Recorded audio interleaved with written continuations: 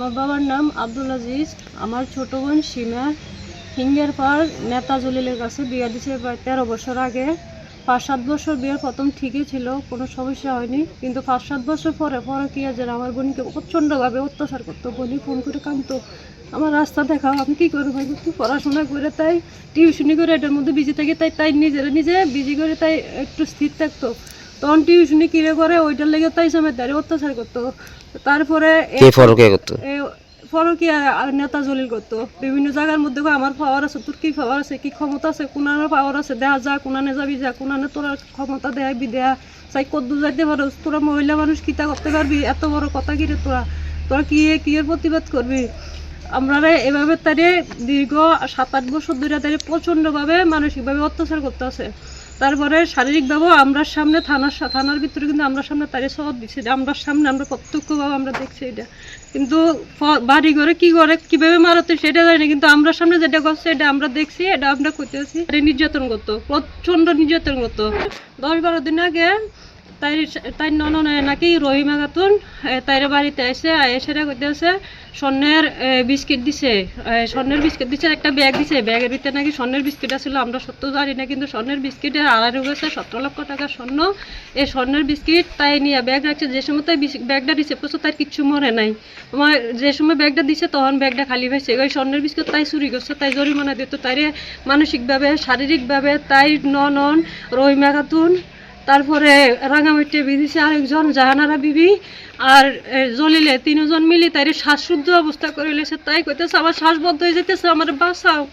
এরকম করে আমরা ফোন করে আমরা অনেকবার কইছে, আমরা তবু তাই বুঝেছি তুই এমনভাবে কিচ্ছু কোনো স্টেপ নিস না, তোর যদি বেশি অসুবিধা হয় তুই আমরা ফোন করিস, আমরা থানার লোকটা যাবো, তোমরা থানার লোক আনতে পারতাম না, আমি থানা দিয়েছি, থানা দিয়ে আমি বলবার চেষ্টা করছি, তারা আয় না।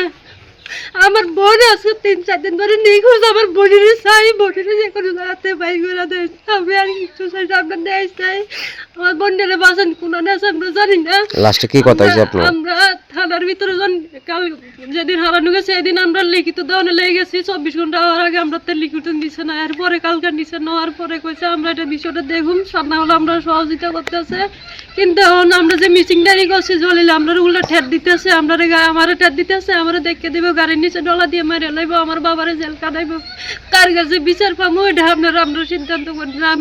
আমি শুধু চাই আমার বোনরা বাঁচি থাকতে যাতে আমরা পাই।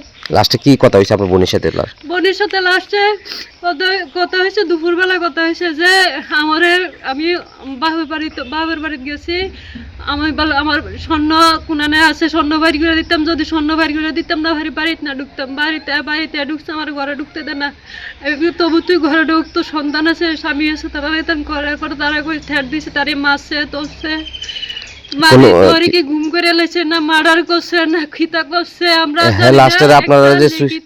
লিখিত একটা কাগজের ভিতরে সমস্ত বৃত্তান্ত আছে, লিখিত ভাবে এটার মধ্যে দিছে, দিয়ে তাই কি নিজের থেকে গেছে না স্বামী মাইরা গায়েব করে লেছে, আমরা কিচ্ছু জানি না, আমরা বোনের বাইট করতাম চাই, আমরা বোনের বাঁচান, আমরা বোন কোনানে আছে। হোয়াটসঅ্যাপে লিখে পাঠাইছে সন্ধ্যা 7টার দিকে শেয়ার করতো, প্রায় সময় শেয়ার করতো, শুধু হয়তাম 2টা ফলামাই আছে, ধৈর্য ধরে থাক, 8-10 বছর ধরে ধৈর্য ধরতে বোন এখন কোথায় গায়েব হয়েছে জানি না। শ্যাম সুন্দর কোম্পানি জুয়েলার্স নিবেদন করছে সিলভার এক্সপ্রেশনস। এসো রূপোই বলো তোমার কথা।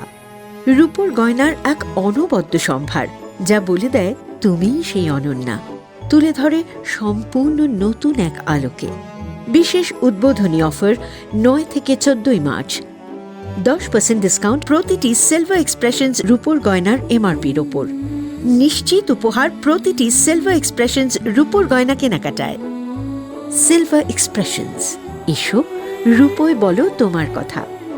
বিশেষ উদ্বোধনী অফার 9 থেকে 14 মার্চ, সবার সাদর আমন্ত্রণ। শ্যাম সুন্দর কোম্পানি জুয়েলার্স, আগরতলা, উদয়পুর, ধর্মনগর, কলকাতা। আমরা প্রতিদিনই খোলা আছি।